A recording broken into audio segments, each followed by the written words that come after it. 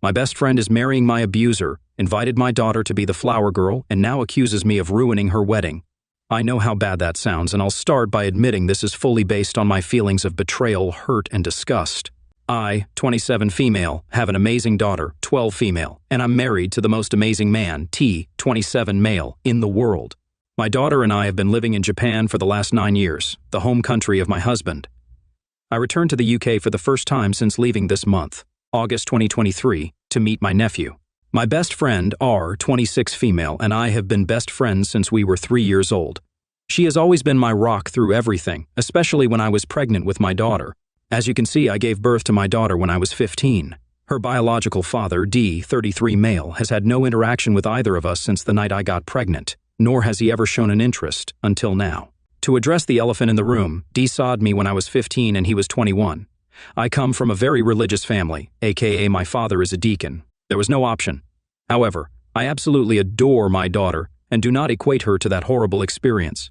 She saved me, and I have spent every day loving her, thanks to a lot of support, therapy, and her just being the most loving little sweet peach out there. A few other things to note. 1, she doesn't know the nature of her conception.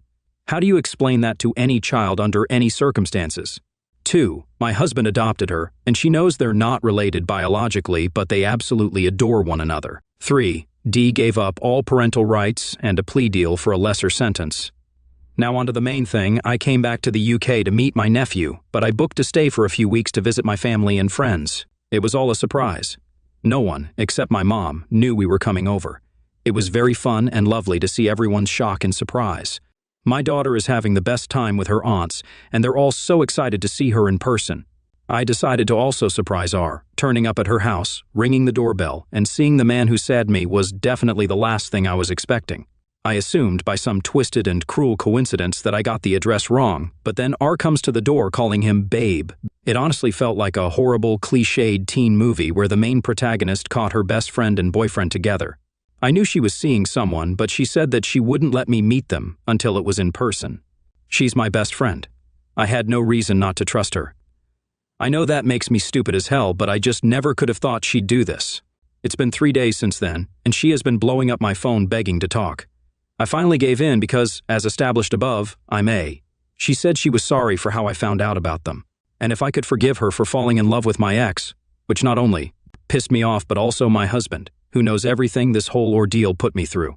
I cut her off saying I couldn't have this conversation, especially since my daughter was in the room, and she replied, saying something like, well, she'll have to find out about the wedding soon for dress fittings. I asked her what she meant because no way did I hear that correctly, and she said that, as her soon-to-be stepmom, she wants her as the flower girl. As we have always said since we were growing up, that our kids would be flower girls, or ring bearers. I told her in absolutely no way, shape, or form that my daughter would be attending that wedding. She said I was being petty and jealous, and that I couldn't stop her real dad from being a part of her life. We've not spoken since this morning on the call, but I'm already receiving messages from our mutual friends saying that I've caused her to break down and ruin her wedding. But I genuinely believe I am not only morally right, but also legally right. So, I'm putting my most personal story online and asking you, verdict, NTA. Update 1 day later. Just to prevent any disappointment, this isn't a proper update, but more of a post for more information with a little update at the end. You can skip to that if you want. Firstly, thank you to those who took time to assure me that I'm not in fact crazy for believing myself to be in the right. Secondly, to those saying this is fake, please manifest that harder so I wake up from this nightmare. Thirdly, my bad for the title. I also would have taken it as my BFF marrying her own dad. Answers to questions I've seen or received. 1. Moving to Japan at 18. I am in a very lucky and privileged position to have an uncle who moved to Japan following his deployment in the Navy many a year ago. Additionally, my parents wanted me to finish high school in 6th grade before shipping me off to the other side of the world to avoid judgment from the community. If they could have sent me to Neptune, they would have. 2. Plea deal. I use this term as it is more commonly known, but if you want an accurate depiction of what happened, I'll do my best to explain, but I am not a lawyer. And B, talking about a period of my life that I do my best to forget. D was charged with the statutory SA of a minor, which is a Category 1 for harm because it resulted in a pregnancy. It was also considered a Category B for culpability because it wasn't premeditated and was played off as, if the age of consent was lower, this wouldn't be an issue type of thing. There are no plea deals in the UK, but there are plea bargains, which are used to encourage people to plead guilty so there is no trial or a shorter trial if it's already begun. through offering lesser charges or reduced sentences.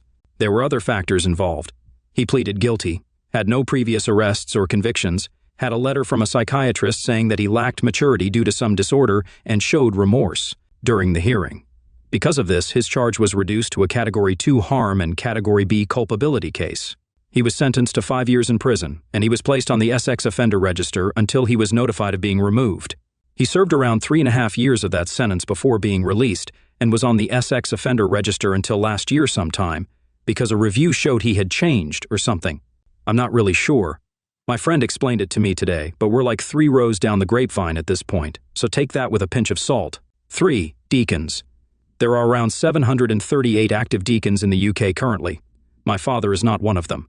He hasn't been since 2019, as he has been living in the US and looking after my grandmother. Not that I have to explain, but currently, only 2 of my 4 sisters live in the UK, with another living in Sweden to study and another living in the US. I recognize completely the privilege we have to live all over the world. If this means you think I'm lying, then I repeat, please keep manifesting that so I no longer have to deal with this. 4. I am many things, but my daughter is my whole world, and I will do anything to protect her. I was not on here to see if I should allow her to go to the wedding. I had already decided that there was no chance in hell that was happening. Don't call me a bad mother. Everything I have done has been what I believe to be in her best interest. 5.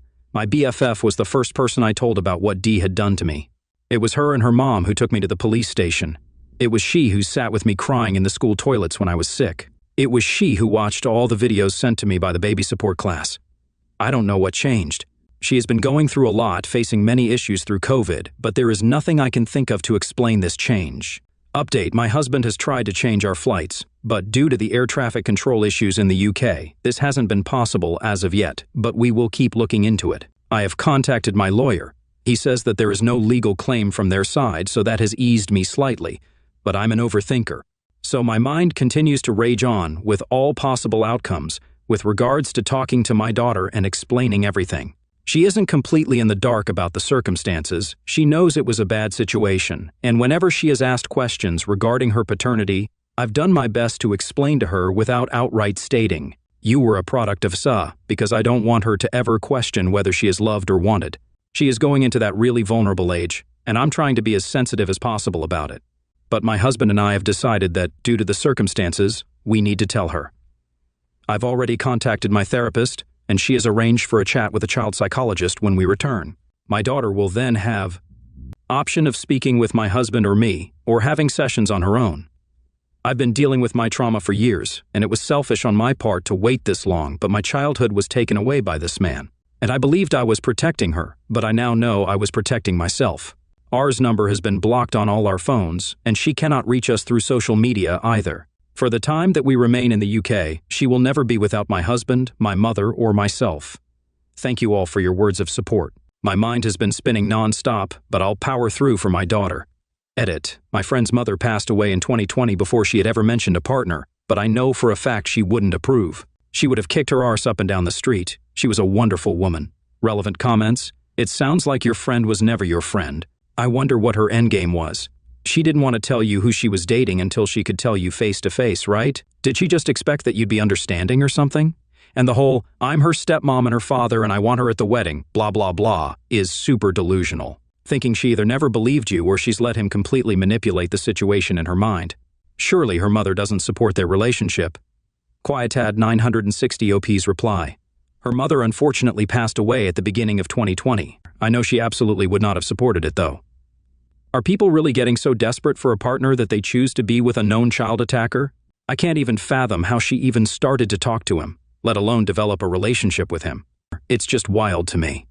Federal Arachnid 689 OP's reply: if I take her account true of the partner she met through lockdown that she wouldn't let me meet, it was Facebook. He reached out to her, and she saw him in a new light. Honestly, I think back to some of our chats about her partner and just feel so stupid. Hindsight is a wonderful thing, I guess. Update 2. Hi there. I never thought I'd have to be one of those people doing an update on a Reddit thread, but here we are. Welcome back to what is hopefully the final update needed for this horrific experience. First of all, I want to thank you all again for your words of support and for reaching out to me privately and in the comments. I believe I've read most of them, but there were so many that I couldn't reply to them all. Secondly, we're back in Japan. Home never felt so warm. We arrived back yesterday morning, my in-laws being a godsend and picking us up at that awful hour. On to the full update and everything that is to come. My husband and I sat down with our daughter and explained that we'd be leaving early, and honestly, that was so difficult in itself that I almost backed out of explaining everything to her about Dee. But she is honestly the most amazing human in the world. It felt as if she was the one getting me through it. Her and I had the conversation as my husband fulfilled a promise to my brother-in-law to make his famous pad thai before we left. The conversation itself wasn't that bad. It turned out she was already privy to some information that was SA-related. My father, the delightful man that he is, explained last Christmas that some sins are easier to forgive, and I'm not exactly sure of the wording he used. But he essentially warned her that my bastard childbirth was forgiven by God because it was forced upon me, but she needs to stay pure to be led into heaven. I had heard part of the conversation but not the full thing, and I got into an argument with him about the way he speaks to my child and how he's not to force his beliefs onto her as I refuse to raise my daughter the same way we were raised. This is not an invitation to voice your religious beliefs or opinions. You do no judgment here. Essentially, after his comment and her own very sneaky research, she put 2 and 2 together, matched my age, and concluded the nature of her conception without telling me, obviously, for me to confirm it. That was a whole other thing we both went through. The 5 stages of grief in that short time. I apologized for keeping her in the dark, and this conversation will obviously continue throughout the years, but on her terms. She's a bright girl. She is very aware of things around her, and I know that she will go on to do amazing things. I'm also trying to prepare myself for any questions, arguments, or issues she brings to me. I expect that once we settle back home, there will be further emotions, and I'm willing to work through my own trauma in order to help her through her own. My husband is the greatest support either of us could have. She has her consultation with a therapist on Thursday. She wants us all to go together, and then she can decide what course she wants to take from then on out. She's just been catching up on her sleep yesterday and today, and without going into the details of what went down with R, she understands not to reach out to her, and if she receives anything from her, to tell me or her dad straight away. She pushed for a few answers, but my husband, working his usual magic, promising her ice cream, encouraged her to settle for the very basic answer of, "Your mom and R had a falling out, and it's pretty bad." She's smart though, so that answer won't work for long, but it gives me time to discuss it with my own therapist and the child therapist, so we'll see where to go from here. I've had no communication with R or anyone who reached out to me to complain that I ruined her wedding. One friend went as far as to confront me at the pharmacy on Friday, but luckily my sister was ready to fight and he backed off. No one knew we were leaving other than our immediate family, so there was no hassle there. I truly hope that one day I'll understand what R has done, what has happened to her and our former friendship that led to this, but alas, now it remains unknown. I truly hope this is the end of the saga, that we can start moving forward, and that I can begin my daughter's journey of recognizing that she is not the product of a hateful and violent experience, but instead the product of love, beauty, and comfort given to her by her father and me. Sorry for the boring ending, but it's my life, so I'm not actually sorry, as I'm over any type of drama. But thank you to those who cared and reached out. May none of you reading this ever feel this betrayal, hurt, or destruction. Second story, OP just found out that his older sister is actually his biological mother. My older sister, let's call her Rose, and I have had a great relationship since I was a baby. We were raised in an amazing adoptive family, and she has always taken care of me. I grew up in a very warm and loving environment, but from what I was told, I was lucky. I was told the story of how I and my sister had 2 drug-addicted parents who never took care of us. They never bothered feeding us and used to leave us at a junkie friend's house for days to go out partying.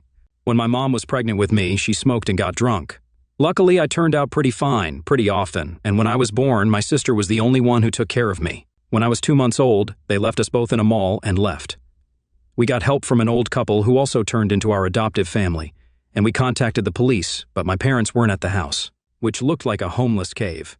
We never saw them again, and after several months in foster care, the couple that helped us throughout the whole way, BTW, agreed to adopt us. Today, I'm 19, and Rose is 34. I still live with my adoptive family, and she lives about 20 minutes away, so I come and visit her at least 3-4 times a week. So, a couple of months ago, my friend offered me to take a DNA test to find out some information about my heritage, since my sister wouldn't speak much of it. After the results came in, I found out some pretty interesting things, like being 50% Ashkenazi Jew. I found out later that I had an aunt, 33 female, in the system. I immediately reached out to her. Let's call her Jeanette, and we agreed to meet in person. All that without telling Rose a thing. When we met up, I could see we had some similar characteristics, like the same hair color and the same eyes. We tried to figure things out, so I asked her if she has a brother or sister, and she told me that when she was 13, her 14-year-old sister got pregnant while being drunk with her junkie boyfriend. And a month after giving birth, she ran away with the baby after some pretty intensive fights with their parents. They never found her, and they stopped looking after 1.5 years. I connected the dots and asked to see a picture of her, so we went to her parents' house. Mom wasn't home, and my father died 3 years ago. When I saw the picture, I knew this was Rose, 100%. Rose is my mom. We were never abandoned, we didn't have junkie parents, and she fabricated the entire thing for me and our adopted family. I immediately gave Janet a hug, told her that it's too much for me right now, and asked her to keep it a secret for now. I went to my best friend's house, told him everything, and for a week now, I've been sleeping over at his place. I told my parents and my sister I was at his house because he bought a new game that we both wanted for a long time, and I avoided talking to Rose much. I can't look her in the eyes right now, let alone tell her I know the truth. What the hell am I supposed to do? How should I handle this? Should I tell her I know? Edit. My best friend just took me out for a movie and a drink. I'm not that drunk right now, though. I thank you all so much for your warm replies. They made me look at the situation a bit more clearly. I have decided to break it to Rose this week, but I need some time to think about how to tell her. I don't know if I should try getting there slowly, or just break the news to her somehow. I even considered bringing her sister with me, but I genuinely think she will be pissed. I'll keep updating as soon as I've decided how to tell her. Right now, I am going to bed to sleep it over. Edit 2, after seeing some comments asking how the adoption process went, I decided I needed to explain some things. First of all, it's worth mentioning that the adoption process wasn't immediate, and it took about a year between the time that happy couple found us outside the mall and the time they adopted us. We were in foster care at that time, and Rose used to keep in touch with them, and they would come visit us once or twice a week or so.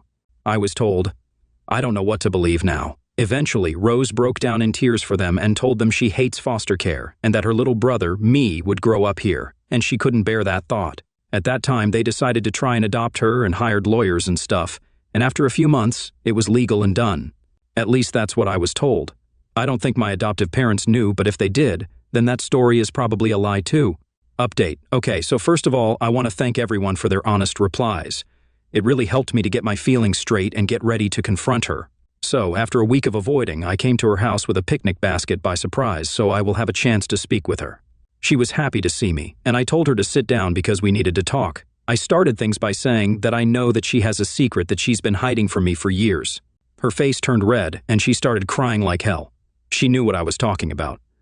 I told her the story about the DNA test, about Janet, and basically what I told you guys in the last post. Well, after she calmed down a bit, she told me the truth. She told me how she got drunk at a party and slept with one of the jerks who does nothing but weed every day. He didn't really care about a future kid and was like, yeah, whatever. Apparently, she found out that 10 years ago, he was stabbed in prison after sitting for drug dealing, assault, and armed robbery. She told me how her mother used to convince her father to talk me out of the idea of keeping the baby. They would constantly fight with her.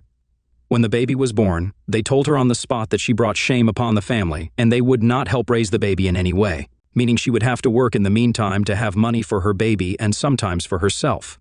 After a couple of months of loaning from her friends and juggling between working and taking care of me, she had a huge fight with her parents and told them that if they are not helping financially and barely in any sort of way, she and I are better off without them. As they sent her to her room, she escaped in the middle of the night, hitchhiking to a neighboring country, and by morning she was there already. She tried to take care of me for a few days. She found an old abandoned house that used to have homeless people coming around every now and then, and she took me to the mall. When I started crying, she started crying too. The couple that adopted us immediately came to our aid and asked if we had lost our mother. Rose jumped on the opportunity and came up with a story and an alias. The police figured out we were not in the system for multiple reasons. We were raised in foster care for a year and a half until the couple that helped us decided to make the effort and adopt us, so we wouldn't be separated. It took them a few months and a couple of lawyers to manage to adopt us both. Rose knew all along that her parents were looking for her. They came to their senses after a day or so. She reached out to them and told them in a letter that she is fine and is taking care of herself and me. She is not homeless, and she found a nice couple to help her with the baby. She made it clear to them that she was never coming back, and they should stop looking, and a month later, they stopped. A few years later, her father went on a secret quest to find her. She was 18. After so much time searching, he found her, apologized, and after a while, she forgave him and kept secretly in touch with him. He met me a few times and I knew him as one of Rose's old friends from the park. He helped us a few times and apparently, they would meet up once every 2 months, secretly. Ironically, I'm glad I got to know him before he passed, even if I didn't know who he really was. BTW, the adoptive family never found out about the whole thing. So, after hearing this, I told her we missed a lot by not knowing she was my mother, and I told her I understood she did the right thing. I pulled out "It's a Boy" signed from the picnic basket and some snacks for a late baby shower, and we hugged for an hour or so, had a lot of fun, watched a movie, and I headed off to my parents' house to have dinner with them. I'm glad she's my mother. I feel for the first time in years complete, or I don't care because she did it for the greater good, and I honestly can't imagine my life right now if she didn't. Thanks, Reddit, for helping me get my feelings straight and helping me out mentally to cope with everything that happened. Thank you for watching the video. If you are interested in listening to these kinds of stories, we've got more in store for you. Simply subscribe to our channel, hit the like button, and share it with your friends.